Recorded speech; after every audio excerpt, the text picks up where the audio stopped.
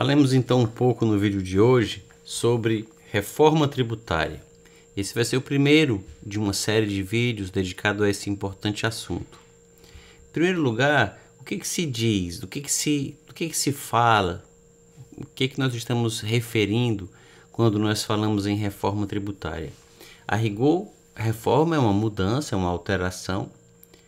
Tributária significa que é uma alteração nas normas, nas regras, na legislação que cuida da cobrança de tributos. Mas quando se fala nesse sentido, portanto, qualquer alteração no sistema tributário poderia ser considerada uma reforma tributária, e como as regras do direito tributário, o conjunto, o arcabouço de regras que disciplina a cobrança de tributos, é alterado o tempo inteiro pelo poder público, todos os dias surgem leis estaduais, municipais, federais, alterando a forma como tributos são fixados, calculados, cobrados. Então, a rigor, o sistema tributário está em alteração constante. Portanto, quando se fala de reforma tributária, não se está falando de qualquer mudança, senão seria uma expressão vazia, porque ela designaria o que sempre acontece, que seria essa alteração constante. Quando se fala de reforma tributária, se está fazendo referência a uma mudança mais profunda, uma mudança na estrutura, nos fundamentos, na espinha dorsal desse sistema tributário. E basicamente, para que se faça uma mudança sim, fundamental, estrutural, essa mudança precisa acontecer na Constituição, que é o documento que tem as normas mais importantes, é o documento de maior hierarquia dentro do sistema. Do conjunto de regras que disciplina a vida em sociedade no Brasil, que nós chamamos de ordenamento jurídico, conjunto de normas jurídicas, o que forma o chamado direito brasileiro, a norma que está no topo da hierarquia, a mais importante, a qual todas as outras devem obediência, é a Constituição. E na Constituição existe já o traçado geral de como será o nosso sistema tributário. Quais tributos a União pode cobrar, quais tributos os estados podem cobrar, o Distrito Federal, os municípios podem cobrar, como esses tributos podem ser instituídos, que limites devem ser observados nessa instituição. Essas linhas gerais estão todas na Constituição e são de difícil modificação. As garantias fundamentais do cidadão contribuinte também estão colocadas na Constituição.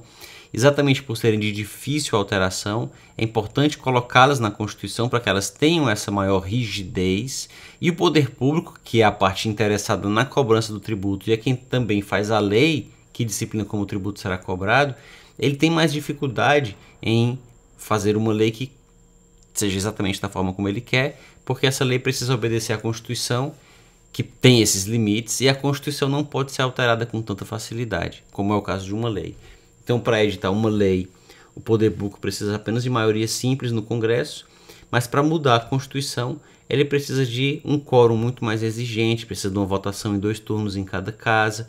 Existem todos aqueles requisitos para aprovar uma emenda à Constituição. E existem mesmo algumas matérias que nenhuma emenda à Constituição pode alterar. Então, é por isso que na Constituição estão os principais limites e balizas do sistema tributário.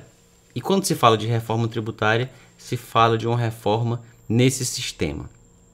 É importante, portanto, ter atenção para quais são os objetivos da reforma. Todas as pessoas concordam que deve haver uma reforma, porque todas as pessoas concordam que o sistema é ruim, ele tem defeitos que devem ser corrigidos. Mas quando se começa a discutir que reforma nós queremos, aí a convergência e a unanimidade começam a desaparecer, e é por isso talvez que a reforma tenha demorado tanto a ser aprovada e não existe consenso em torno dela.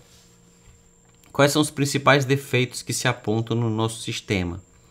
Ele é oneroso e ele é complexo. E a complexidade não deixa de ser uma forma de onerosidade, porque há um custo para conhecer o sistema e há um custo quando se erra em relação ao que se conhece sobre o sistema. Então, a complexidade não deixa de ser também um tipo ou uma forma, uma modalidade de onerosidade. E aí vai um primeiro recado. Não é a Constituição que define se um sistema é oneroso ou não. E não é a Constituição que define se um sistema é complexo ou não. Então, os dois principais defeitos do sistema tributário brasileiro, não precisamos alterar a Constituição para corrigir esses defeitos. Por que eu estou dizendo isso?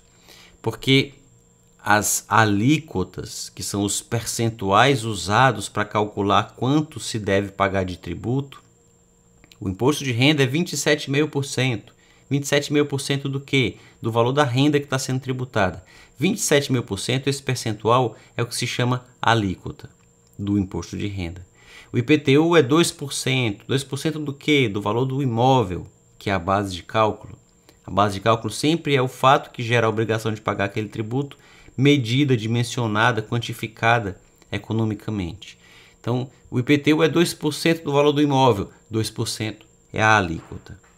O IPVA é 1% do valor do veículo, 1% é a alíquota. Então, o que torna os tributos mais onerosos ou menos onerosos são as suas alíquotas, os percentuais. E as alíquotas não são fixadas na Constituição, elas são fixadas na lei. Em alguns tributos, elas são fixadas até mesmo em decretos, que são atos que estão abaixo das leis e são feitos pelo próprio presidente da República e que não precisam de tanta formalidade para serem alterados. É o caso do imposto de importação, do imposto de exportação, do IPI, sobre produtos industrializados, do IOF, sobre operações financeiras. Esses tributos podem ter as suas alíquotas alteradas até mesmo por decreto. Enquanto os outros tributos todos, imposto de renda, ICMS, IPTU, podem ter as suas alíquotas alteradas por lei. Mas não precisa alterar a Constituição para alterar essas alíquotas. Portanto, nós podemos deixar o sistema menos oneroso sem mexer nada na Constituição. Também, uma outra coisa que torna o sistema oneroso é a complexidade, que é o outro defeito que se aponta no nosso sistema. Ele é muito complexo. Por que ele é complexo? Porque existem muitas obrigações acessórias. O que são as obrigações acessórias? São obrigações de fazer ou não fazer. Não são obrigações de pagar. Então, quando o contribuinte tem que emitir uma nota fiscal, preencher uma declaração, preencher um formulário, enviar um arquivo eletrônico, são atos, declarações, obrigações de fazer, de não fazer, que não estão diretamente relacionadas a um pagar. O contribuinte tem que emitir uma nota, mesmo que não haja tributo devido. Ele tem que prestar declaração de imposto de renda, de bens e rendimentos, mesmo que não haja imposto devido, ou independentemente de haver imposto devido. São as chamadas obrigações acessórias. As obrigações acessórias é que tornam o sistema oneroso. Quando o contribuinte erra no cumprimento de uma dessas obrigações, ele preenche o documento de uma forma errada, erra uma formalidade qualquer, mesmo que ele não deixe de pagar nenhum tributo, mas porque ele errou no preenchimento de uma guia, ele já sofre severas penalidades.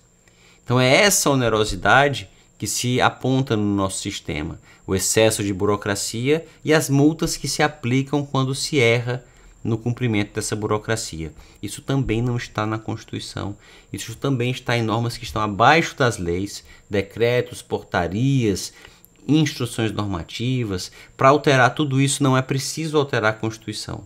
Quando nós alteramos a Constituição, nós alteramos direitos e garantias dos contribuintes. Então é muito importante ter cuidado para evitar que se use um discurso com o qual todos concordam, o combate à onerosidade e o combate à complexidade, e com base nesse discurso se mexa em um ponto do sistema que nada tem a ver com o discurso. O discurso é usado como uma cortina de fumaça, ele é usado como uma desculpa para mexer num ponto do sistema que vai, na verdade, fragilizar as garantias do contribuinte e que nessa fragilização daí pode decorrer até mesmo mais onerosidade e mais complexidade. Não porque isso é colocado na Constituição, porque a Constituição não cuida disso, como disse, mas porque se abre espaço para que normas inferiores à Constituição possam impunemente aumentar a carga, aumentar o ônus, aumentar as complexidades. Não estou dizendo isso como forma de crítica a nenhuma das propostas de reforma, apenas para dizer que é preciso ter cuidado com o uso de um discurso que não conduz, como resultado, à conclusão que se pretende tirar desse discurso. Precisamos de uma reforma, o sistema é complexo e oneroso, então vamos alterar o artigo X da Constituição que trata de uma proteção do contribuinte, que nada tem a ver com onerosidade e com complexidade. Então é preciso ter cuidado com isso. Agora, falando especificamente da reforma que se propõe, nós podemos falar de duas emendas, a PEC 45 e a PEC 110, duas propostas ou projetos de emenda constitucional, e no que elas pretendem fazer. Em outros vídeos trataremos em mais detalhes dessas propostas, mas em síntese o que elas pretendem fazer é unificar a tributação sobre o consumo. Nós temos vários impostos diferentes, tributos diferentes, impostos e contribuições que alcançam a produção, a circulação e o consumo de bens e serviços. Temos o PIS e a COFINS, que são contribuições que alcançam a receita de quem gera produtos e serviços, presta serviços e vende mercadorias. Temos o IPI, que incide sobre a produção de produtos industrializados, a fabricação ou a importação de produtos industrializados. O ICMS, que alcança operações relativas à circulação de mercadorias e prestação de serviços de comunicação e transporte interestadual e intermunicipal. O ISS, sobre a prestação de serviços. Então, vários impostos e contribuições diferentes que alcançam a produção e a circulação de bens e serviços. Todos eles, a ideia é unificá-los em um tributo só, que seria o Imposto sobre Bens e Serviços, o IBS. E isso traria mais racionalidade, mais simplificação ao sistema, porque nós teríamos vários tributos que seriam unificados em um, que seria federal, teria uma legislação unificada e seria bem mais simples. A ideia é muito boa, deve ser alimentada e discutida com seriedade para que se consiga fazer realmente isso. Não há dúvida de que essa variedade de tributos muito parecidos, ela traz mais complexidade de maneira desnecessária. Mas é importante ter atenção para um ponto muito importante. É que se promete que esse imposto sobre bens e serviços ele terá uma não cumulatividade ampla. O que significa dizer, tudo que se compra para fabricar ou para fabricar um produto, para revender um produto ou para prestar um serviço, que já tiver sido tributado pelo IBS, vai gerar um direito de crédito para o contribuinte poder abater do IBS devido na etapa seguinte. Mais ou menos como acontece já hoje com o IPI, com o ICMS, com o PIS e com a COFINS. Mas se promete que com o IBS essa não cumulatividade vai ser mais ampla.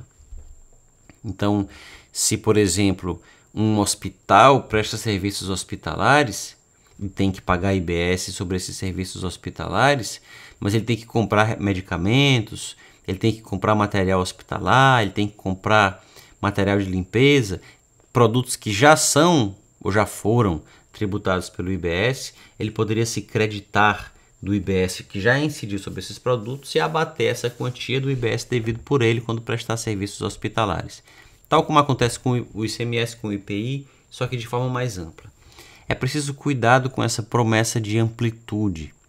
Quando se criou a não cumulatividade no PIS e na COFINS, se prometeu um crédito amplo, como contrapartida para um brutal aumento de alíquotas, que passaram de 3% para 7,6%, por exemplo, no caso da COFINS.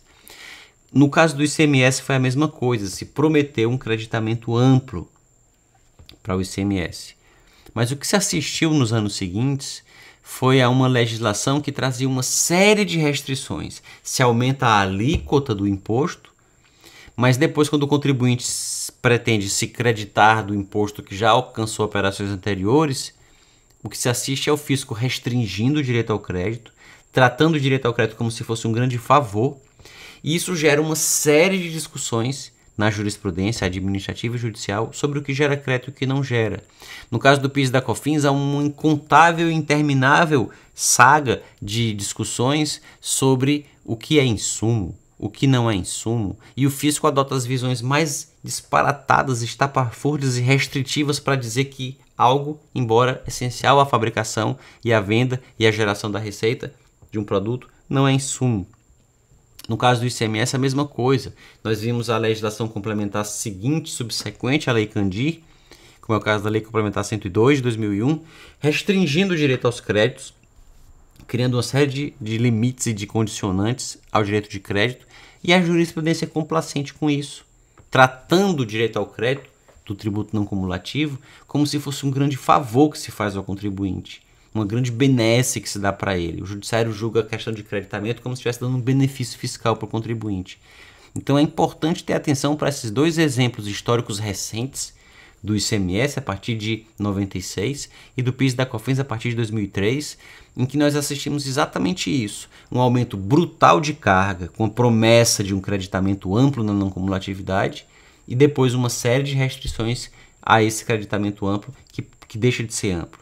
E as propostas que tramitam no Congresso Nacional, tanto a 45 como a 110, a redação do artigo que trata da não cumulatividade do IBS é muito parecida com a que atualmente trata do ICMS e do IPI. Então, se for aprovado como está, o fisco criará restrições e o judiciário será complacente com elas. É muito importante, portanto, para que se faça uma reforma bem feita e que cumpra o que se promete, que realmente se escreva na Constituição que o direito de crédito financeiro na não cumulatividade do IBS é amplo e que a legislação não pode restringi-lo. As restrições admissíveis são só aquelas constantes da própria Constituição.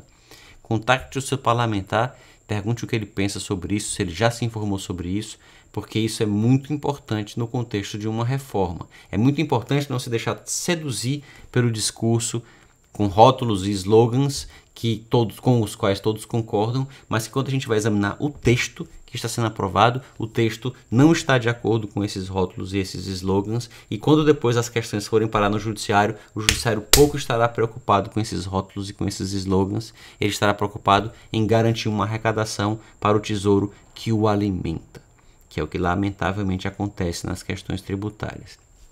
Em próximos vídeos trataremos de outros pontos da reforma tributária. Se inscreva aqui no canal para acompanhá-los. Deixe na caixa de comentários o que pensa a respeito dessas questões. E se inscreva no canal para poder acompanhar os próximos e curta este vídeo para informar para o algoritmo do YouTube que ele pode ser do interesse de pessoas que têm um gosto parecido com o seu.